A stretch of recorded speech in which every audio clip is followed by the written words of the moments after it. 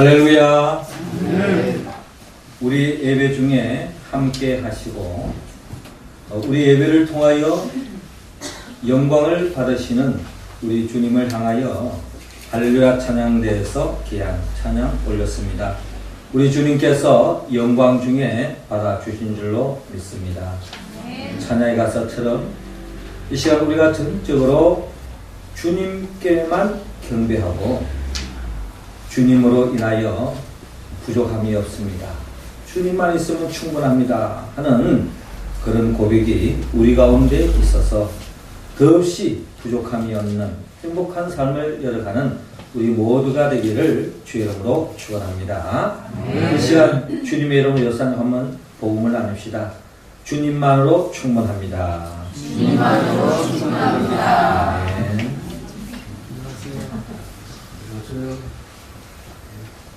네, 추운 겨울이 지나가고 이제 봄이 성큼 우리 곁에 다가온 것 같습니다.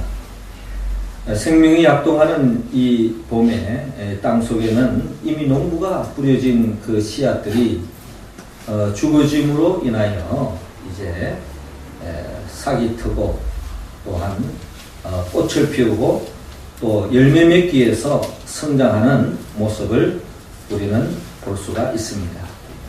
땅 속에만 그렇지 않습니다. 이제 나무 가지에도 움이 트고 이제 꽃들이 만발하고 있습니다.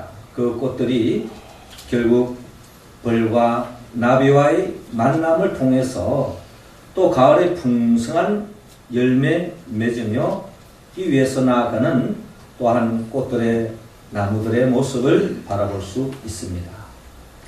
그러나 우리는 여기서 한번 생각해 볼 때에 죽어지는 한 알의 미랄이 죽어짐으로 인해서 결국 많은 열매로 나아가는 것이 아니라 또 꽃들이 벌과 나무와의 만남을 통해서 열매로 바로 나아가는 것이 아니고 그 과정 속에 우리가 놓치지 말아야 할 또한 중요한 과정, 중요한 만남이 있는데 그것은 바로 물이 있어야 한다는 겁니다. 여러분 아무리 땅에 떨어진 그 씨앗이 죽어져서 움이 트고 싹이 난다 할지라도 계속되어지는 그 물이 공급되어지지 않으면 그 씨앗은 결국 성장하지 못하고 말라 죽을 수밖에 없습니다. 꽃들도 마찬가지예요. 나비와 벌과의 만남을 통해서 열매를 맺고자 하지만 그 나무가 계속 물이 공급되어지지 않으면 그 나무 또한 더 이상 지탱할 수 없고 말라 죽을 수밖에 없는 것입니다. 이처럼 식물들에게 있어서 아니 이 지구촌에 있는 모든 생명체들은 물이 공급되어지지 않으면 그 생명은 지탱할 수 없고 또한 열매 맺을 수 없다는 것을 우리는 자연을 통해서 익히 잘 알고 있습니다. 이처럼 식물들에게만 이 물이 중요한 것이 아니라 우리 사람도 마찬가지예요. 우리 사람들도 이 생명을 지탱하기 위해서는 물이 공급되지 않으면 물을 마시지 않으면 아니 며칠 동안은 물 마시지 않고 지탱할 수 있을지 모르지만 계속 우리가 물을 공급받지 못하면 결국 목말라 죽음에 이를 수밖에 없을 것입니다. 이처럼 물은 그냥 있으면 좋고 없으면 어쩔 수 없는 그런 게 아니라 물은 우리의 생명과 밀접한 관계가 있고 어떻게 본다면 어느 철학자는 어느 과학자는 물은 생명의 근원이다 라고 표현할 정도로 물은 우리의 생명에 있어서 참으로 중요한 자리매김을 하고 있다는 것입니다. 저는 때로는 성경을 바라볼 때에 예수님은 어떤 존재인가 라는 생각을 가져볼 때 예수님은 물과 같은 존재다 하는 고백을 해봅니다.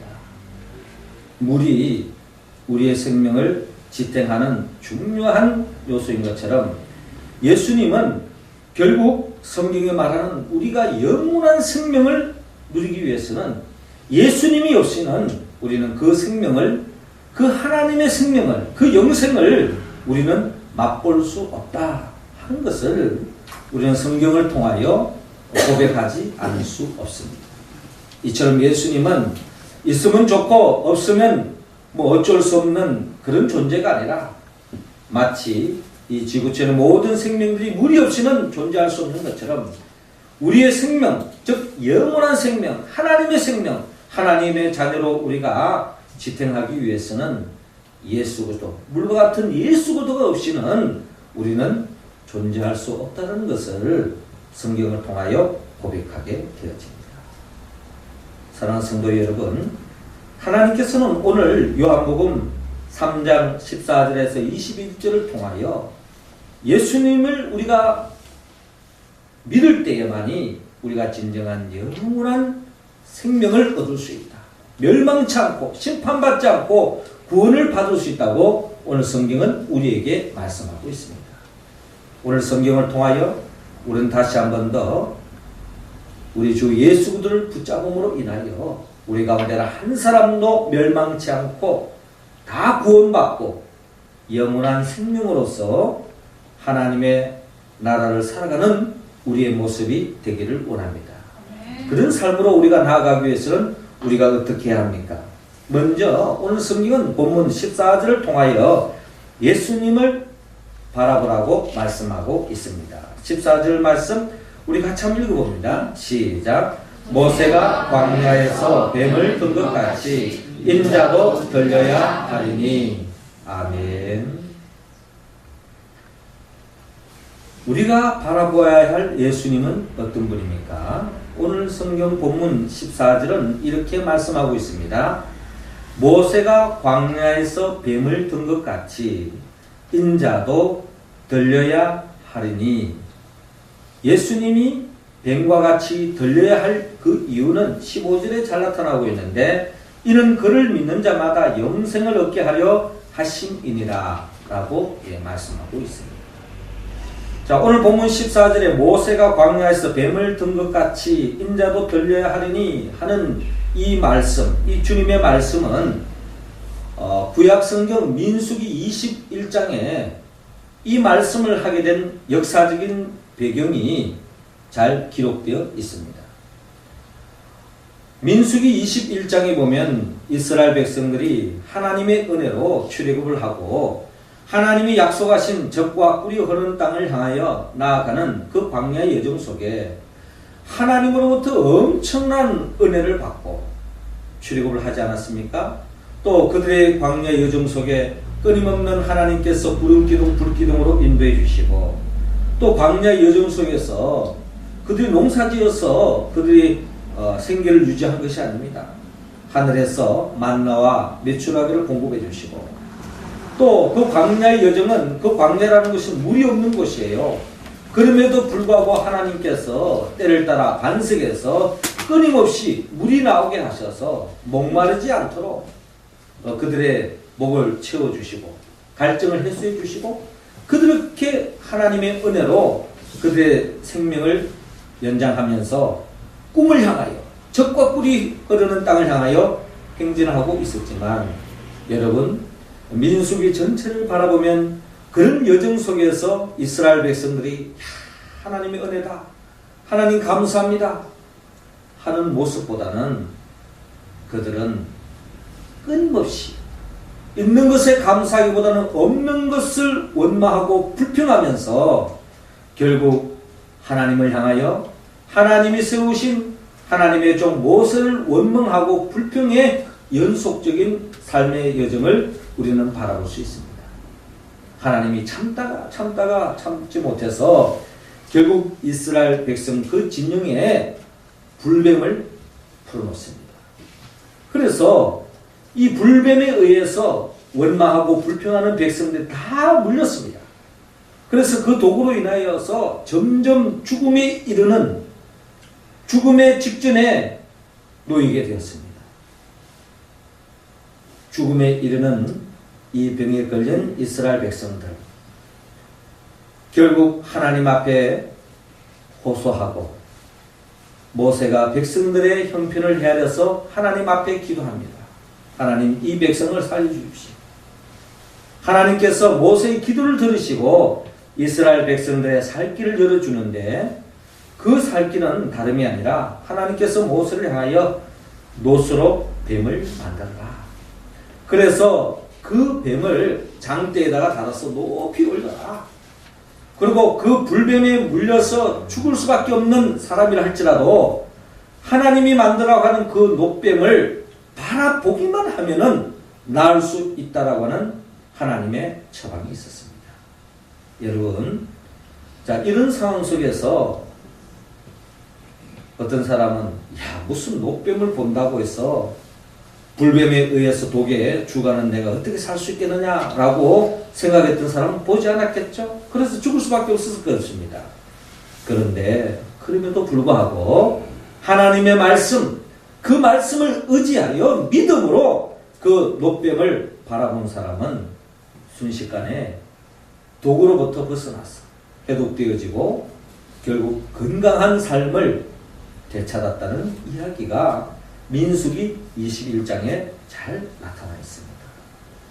이 역사적인 성경에 기록되어 있는 이 사실을 근거해서 예수님께서 당신이 친히 자기 자신도 노뱀과 같이 인자도 들림을 받을 때, 이 들림을 받는다고 하는 것은 결국 십자가에 못 박혀 죽음을 이야기하고 있습니다. 그렇습니다. 예수님이 모든 사람들의 죄를 대신 짊어지고 죄로 말미암아 죽을 수밖에 없는 우리들의 죄를 대신 짊어지고 예수님이 십자가에 못 박혀 죽음을 당했습니다. 그래서 우리는 그 예수 그리스도만 바라보기만 하면, 그 예수 그리스도를 믿기만 하면 우리는 구원함을 받을 수 있다. 더 이상 죄로 말미암아 절망할 필요도 없고 죄로 말미암아 심판당할 수밖에 없는 우리들이지만 우리의 죄를 대신 짊어지고 노뱀과 같이 심판받으신 예수님께서 십자가의 그 죽으신 그 예수님만 바라보고 믿기만 하면 우리는 다 구원의 은총을 입을 수 있다고 성경은 말씀하고 있습니다. 그렇습니다. 주님께서 이사야 53장 5절 6절을 통하여 말씀하시기를 그가 찔림은 우리의 허물을 인하며 그가 상함은 우리의 죄악을 인함이라. 그가 징계를 받음으로 우리가 평화를 누리고 그가 채찍에 맞음으로 우리가 나음을 입었도다 라고 말씀하고 있습니다. 예수님은 우리의 죄를 대신하여 십자가에 못 박혀 죽음을 당했습니다. 그래서 십자가에 지신 그 주님만 바라보기만 하면, 믿기만 하면 우리는 죄사함의 은총을 받아 우리 모두는 마귀로부터 죽음의 굴레, 이 저주의 굴레, 이 심판의 굴레에서 벗어날 수 있다라고 성경은 약속하고 있습니다. 우리 모두는 그 예수 그리스도를 바라봐야 합니다. 우리의 죄를 짊어지고 십자가에 못 박혀 죽으신 그 예수 그리스도를 바라보고 믿기만 하면 우리는 구원을 받을 수 있습니다. 예수님을 바라보고 믿는 것, 이것은 선택사항이 아닙니다. 우리가 무리 없이는 살 수 없는 것처럼 이 우리를 위하여 죽으신 예수 그리스도를 우리가 바라보지 않고 믿지 않고는 우리는 성경이 말하는 영원한 생명, 영생을 얻을 수 없고 멸망받을 수밖에 없습니다. 오늘 이 자리에 교회 전에 나온 우리 모두는 그 예수 그리스도를 믿음으로 바라봄으로 멸망치 않고 영원한 영생을 얻는 우리 모두가 되기를 주의 이름으로 축원합니다. 이어서 두 번째로 우리가 영원한 생명, 영생을 얻기 위해서는 오늘 본문 16절에 다시 한 번 더 강조합니다. 예수를 믿으라고 말입니다. 16절 말씀 할렐루야 찬양대원들 읽어주시기 바랍니다. 시작. 하나님이 세상을 이처럼 사랑하사 독생자를 주셨으니 이는 그를 믿는 자마다 멸망하지 않고 영생을 얻게 하려 하시니라. 아멘. 하나님은 우리 모두가 예수를 믿으라고 말씀하고 있습니다. 예수를 믿어야 우리는 영생을 얻을 수 있습니다.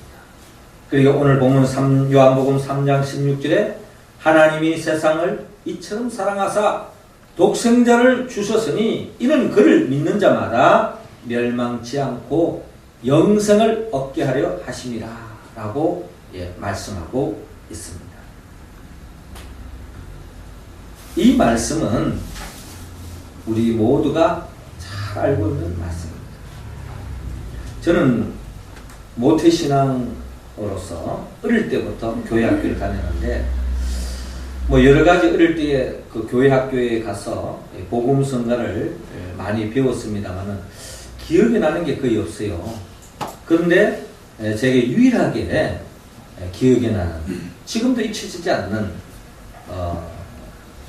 복음송이 하나 있다면 그것이 바로 요한복음 3장 16절을 가사로 한 복음송이 아닌가 하는 생각을 가져봅니다.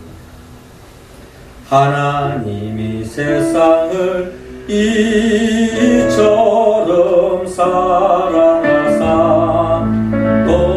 독생자를 주셨으니 누구든지 저를 믿으며 멸망하지 않고 영생을 얻으리로다. 요한복음 3장 16절. 아멘.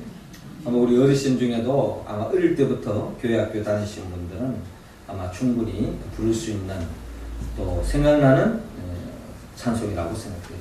이 율동도 있어요. 저도 할 수 있지만은 쑥스러워서 못할 것 같아요. 어쨌든 이 참 요한복음 3장 16절은 우리 성경 66권, 구약 39권, 신약 27권, 이 66권을 한마디로 한 요절로 응축해서 이야기한다면 요한복음 3장 16절이다 라고 많은 신학자들이 이야기하고 있습니다. 종교개혁자 마르틴 루터는 이 구절을 가리켜서 작은 복음이다, 작은 복음이다 라고 이야기한 바가 있습니다. 그리고 또 어떤 분은 이 요한복음 3장 16절은 성경의 축소판이다. 성경 66권을 응축하면, 액기스로 낸다면 요한복음 3장 16절 이 말씀이야말로 우리가 성경 놓쳐서는 안 될 가장 중요한 말씀이다 라고 이야기하고 있습니다. 그렇습니다. 요한복음 3장 16절은 하나님이 우리를 향한 절대 관심, 하나님의 명령, 하나님이 우리를 위하여 독생자를 예수 그리스도를 보내신 그 이유를 그대로 밝히고 있습니다. 복음은 우리에게 말합니다. 우리는 단지 예수 그리스도를 믿기만 하면 멸망치 않고 영생을 얻을 수 있다 라고 성경은 말씀하고 있습니다. 그러므로 우리는 이 복음을 믿어야 합니다. 예수 그리스도를 믿기만 하면, 17절에 하나님이 그 아들을 세상에 보내신 것은 세상을 심판하려 하시험이 아니요 그로 말미암아 세상이 구원을 받게 하려 하십니다. 주님의 마음이 그대로 담겨져 있습니다. 하나님은 우리가 죄로 말미암아 멸망길로 가는 것, 또 죄의 이름으로 심판하는 것을 주님은 기뻐하지 않습니다. 어떻게 하든지 우리 한 사람 한 사람이 죄로부터 벗어나서 예수 그리스도를 믿음으로 심판에 이르지 않고 구원에 이르는 것, 이게 바로 하나님 아버지의 마음이다 하는 것을 우리는 헤아릴 수 있습니다. 그래서 우리는 예수만 믿기만 하면 영생을 얻습니다. 그렇다면 이 영생이 뭔가? 이 영생은 단순히 죽고 난 뒤에 천국 가서 영원히 사는 것만을 이야기하지 않습니다. 이 영생은 하나님의 생명으로서 죽고 난 뒤에 영원한 천국 가서 영생 복락하는 것뿐만 아니라 우리는 이 땅에서 하나님의 나라를 맛볼 수 있다는 겁니다. 비록 육신의 몸은 이 땅에 살고 있지만, 죄로 물들어 있는 이 세상에 살고 있지만, 주님만 믿기만 하면 주님으로 인하여 죽어서 천당 가는 것은 말할 것도 없고 이 땅에서도 매일매일 하나님의 나라를 살 수 있다는 거예요. 이 복을 주님은 우리 모두가 누리기를 원합니다. 그러기에 요한복음 1장 12절에 보면 영접하는 자 곧 그 이름을 믿는 자들에게는 하나님의 자녀가 되는 권세를 주셨으니 라고 말씀하고 있습니다. 예수 그리스도만 영접하기만 하면 우리는 하나님의 자녀의 권세를, 하나님의 나라를 살아갈 수 있다는 것입니다. 그러기에 요한복음 1장 12절에 영접하는 자 곧 그 이름을 믿는 자들에게는 이미 하나님의 자녀가 되는 거예요. 그 자녀는 어떤 복을 누리느냐? 요한복음 1장부터 11장까지 보면요, 예수님을 만나는 사람이, 예수님을 믿는 사람들이 어떤 복을 누리는가를 우리에게 소상하게 밝히고 있는데, 특별히 요한복음 2장에 보면은 가나의 혼인 잔치집에 주님이 찾아갑니다. 그런데 마침 잔치집에 포도주가 떨어졌어요. 이 잔치집에 포도주를 준비하지 않은 게 아닙니다. 준비했는데도 불구하고 너무나 많은 사람들이 와서 이 잔치집이 그냥 사람들이 너무 그냥 호황해서 이 잔치집에 포도주를 너무 많이 먹었던지 포도주가 떨어졌어요. 이 잔치집에 포도주가 좀 흥이 깨질 수밖에 없겠죠? 그때 예수님께서 이 혼인잔치를 벌이는 이 가정을 헤아리면서 이 가정에 물로 포도주를 만듭니다. 제자들에게 항아리에 물을 채우너라. 그리고 그 물을 떠서 연회장에 갖다 주어라. 그 주의 말씀에 그대로 순종했더니 물이 포도주로 변화되어지는 놀라운 역사가 일어났습니다.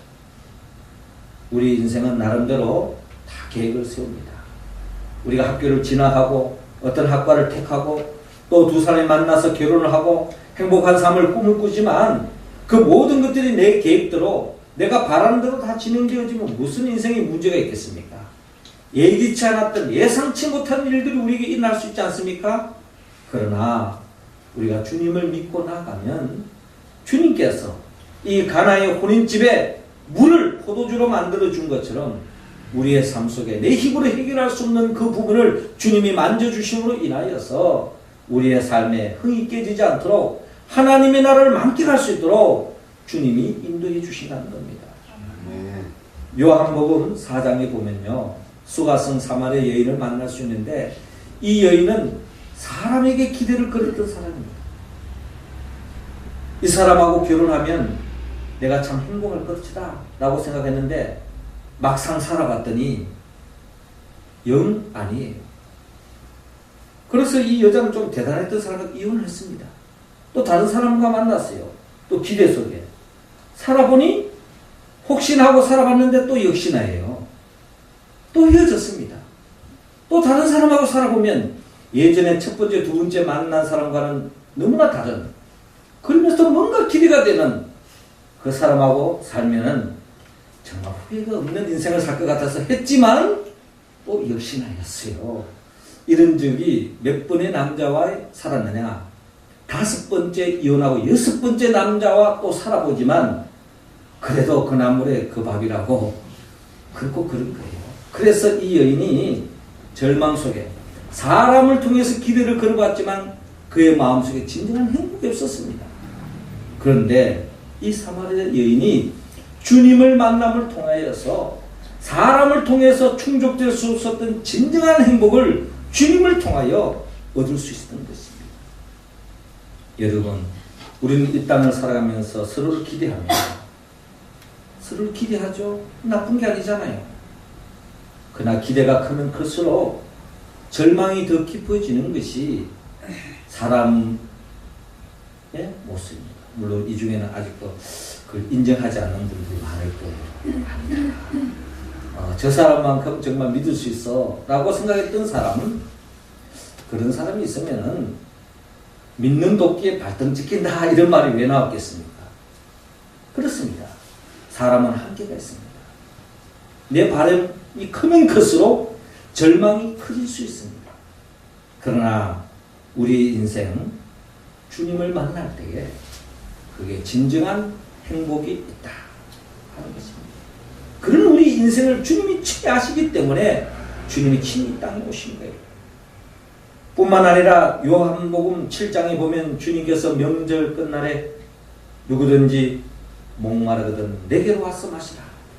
나를 믿는 자는 성경의 이름과 같이 그 배에서 생수의 강이 흘러나요. 우리 인생은 다 갈증하고 있습니다. 돈 많이 버는다고 갈증이 없어지느냐? 그렇지 않아요. 선진국이 갈수록 자살률이 왜 더 높아집니까? 내가 원하는 대학에 들어간다고 다 모든 것이 만족되어지냐? 그렇지 않습니다. 결혼만 하면 내가 행복이 다 보장되어지냐? 그렇지 않습니다. 내 삶에 끊임없이 산 넘어 산이에요. 내 인생의 진정한 이 갈증을 해소할 수 있는 분은 우리의 생수 대신 예수 그리스도밖에 없다는 것을 성경은 말씀하고 있습니다. 그렇습니다. 우리는 주님을 만나야 됩니다. 주님을 만날 때에 우리는 진정한 구원을 맛볼 수 있습니다. 사도행전 4장 12절에 다른 이로서는 구원을 얻을 수 없나니 천하 인간의 구원을 얻을 만한 다른 이름을 우리에게 주신 바가 없다고 성경은 말씀하고 있습니다. 예수 그리스도 그분만이 내 힘으로 아니 그 어떤 사람을 통해서 아니 이 세상의 그 무엇으로 채울 수 없는 그 무엇을 주님만이 채워줄 수 있습니다. 하나님 우리를 하나님의 형상으로 만들어졌기 때문에 이 세상 그 무엇을 다 채운다 할지라도 우리는 공허함에서부터 벗어날 수가 없습니다. 주님만이 우리의 참 행복이 될 수 있고 주님만이 우리 구원이고 주님만이 진정한 하나님의 나라를 맛볼 수 있는 유일한 길입니다. 시편 1편 1절에서 3절 보면 복 있는 사람은 악인의 꾀를 쫓지 아니하고 죄인의 길에 서지 않고 오직 여호와의 율법을 주야로 묵상하는 자다. 저는 시냇가에 심은 나무가 시지를 쫓아 과실을 맺으며 그 잎사귀가 마르지 아니함 같으니 그 행사가 다 형통하려다. 우리의 생수가 되시고 우리의 물이 되시고 우리의 영원한 생수를 공급해 주시는 주님 곁에 있을 때야만이 시냇가에 심겨진 나무처럼 푸르름을 잊지 않고 주님이 주시는 풍성한 열매를 맺으며 하나님의 나라의 그 복을 매일매일 누리며 살아갈 줄로 믿습니다. 아멘. 그 주님을 믿고 의지하며 나아가는 우리 모두가 되기를 주의 이름으로 축원합니다. 마지막 세 번째로 우리가 늘 그 영생을 얻고 영생을 맛보고 영생을 살기 위해서는 오늘 보면 21절을 중심으로 예수님을 따라하고 말씀합니다. 21절 같이 한번 읽어볼까요? 시작. 진리를 따르는 자는 빛으로 오나니 이는 그 행위가 하나님 안에서 행하는 것임을 나타내려 함이라 하시니라. 아멘. 우리가 따라가야 할 예수님, 그분은 오늘 성경 본문 20절에는 그분이 빛으로 표현하고 있고요. 결국 그분이 바로 우리의 진리라는 것을 우리에게 말씀하고 있습니다. 오늘 보면 21절 보니까 진리를 따르는 자는 빛으로 오나니 이는 그 행위가 하나님 안에서 행한 것임을 나타나려 함이라 하시니라 라고 말씀하고 있습니다. 특별히 요한복음 1장 9절은 주님이 이 세상에 오신데 주님이 이 세상에 참빛으로 오셨다 그래요. 참빛 대신 주님을 만나고 주님을 믿고 주님을 따라가는 인생은 어둠의 영에서 벗어나고 점점 밝아지는 인생을 살아가는 것을 요한복음은 우리에게 들려주고 있습니다. 빛 대신 주님, 그 주님께로 다가가는 사람은 진리를 따르는 사람이고 그 사람은 참 행복, 참 기쁨, 구원을 받을 수 있다고 성경은 말씀하고 있습니다. 그러므로 우리는 참빛 대신, 우리 진리 대신 주님을 끝까지 따라가야 합니다. 여러분, 예수님의 12제자를 한번 생각해 봅시다. 그들은 주님을 바라보았습니다. 그리고 그들은 주님을 믿었습니다. 그러나 여러분, 12제자의 삶을 돌이켜보면 그들이 끝까지 주님을 따라갔습니까? 그렇지 않습니다. 그들의 맹세가 부족했습니까? 베드로의 표현에 의하면 내가 주님을 따라가는데 죽는 한이 있더라도 주님을 따라가겠습니다. 어떤 일이 있더라도 주님을 부인하지 않고 주님을 따라가겠습니다 하고 맹세했던 베드로였지만, 그러나 주님의 그 십자가 앞에, 주님의 그 십자가 앞에, 그 죽음 앞에 자기 인간적인 꿈이 산산조각 깨어지고 말았습니다. 그런 주님을 따라간다고 하는 것은 자살행위가 똑같지 않겠습니까?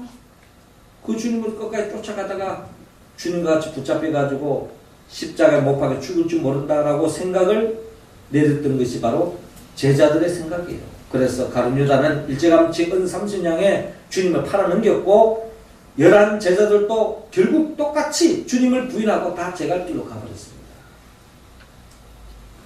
그들이 주님을 따라가겠노라고 배와 그물을 버려두고 처자식을 놓고 그들이 전심전력을 다해서 따라갔지만 결국 다 제갈길로 가고 말았던 제자들의 모습은 남의 이야기가 아니라 우리의 이야기가 될 수 있습니다. 우리는 주님을 바라볼 수 있습니다. 주님을 믿을 수 있습니다. 그 모든 것 전제는 내 원하는 대로 내 바라는 대로 진행되어졌을 때야 주님 끝까지 따라가지 않을 사람 누가 있겠습니까? 그러나 우리의 삶은, 우리의 바람은, 우리의 뜻은 하나님의 뜻과 하나님의 계획과는 다를 수 있다는 겁니다. 그럼에도 불구하고 우리 끝까지 따라갈 수 있느냐 했을 때에 여기에 우리 가운데 장담할 수 있는 사람 누가 있겠습니까? 그러나 우리가 그 주님을 끝까지 따라가지 않으면 우리는 마귀의 미혹에 빠져서 결국 멸망길로 갈 수밖에 없습니다. 그러므로 우리는 끝까지 주님을 따라가야 하는데 주님을 따라갈 수 있는 유일한 길은 성령을 받아야 합니다.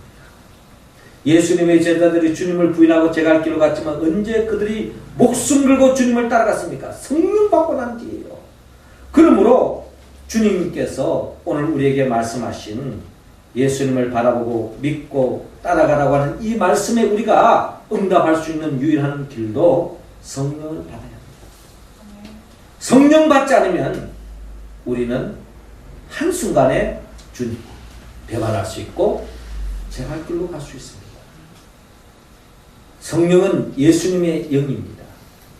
예수님이 누구인가를 아는 자에게 성령이 임합니다. 예수님 누구예요? 예수님은 우리를 위하여 말씀으로 천지 만물을 창조하신 분이고 우리를 위하여 친히 구원하기 위하여 인간의 몸으로 오셨고 우리가 진정한 하나님의 나라의 복을 누리는데 장애물이 되는 그 죄의 문제를 대신 짊어지고 십자가에 못 박혀 죽으시고 죽은 자 가운데 3일 만에 부활하시고 성찬하시고 지금도 예수 그리스도를 믿고 의지하는 자에게 성령을 보내주시며 성령을 받아서 교회를 세우고 교회 중심으로 하나님의 나라를 누리고 전파하며 살아가는 우리들을 새하늘과 새 땅으로 인도하기 위하여 재림하여 오실 분이 바로 예수 그리스도입니다. 여러분 믿습니까? 그분을 믿고 그분의 이름으로 기도할 때에 예수의 영 보혜사 성령이 함께 할 때만이 우리는 진정 주님을 끝까지 바라볼 수 있고 주님을 끝까지 믿을 수 있고 주님을 끝까지 따라감을 통하여 영생을 얻고 하나님의 나라의 주인공으로 매일매일 후회 없는 감격된 하나님 나라의 백성으로 살아갈 줄로 믿습니다. 이 복을 우리 모두가 누릴 수 있기를 주의 이름으로 축원합니다. 기도드리겠습니다. 하늘에 계신 우리 아버지, 이 시간 우리 각자 한 사람 한 사람 성령의 기름을 부어 주시옵소서.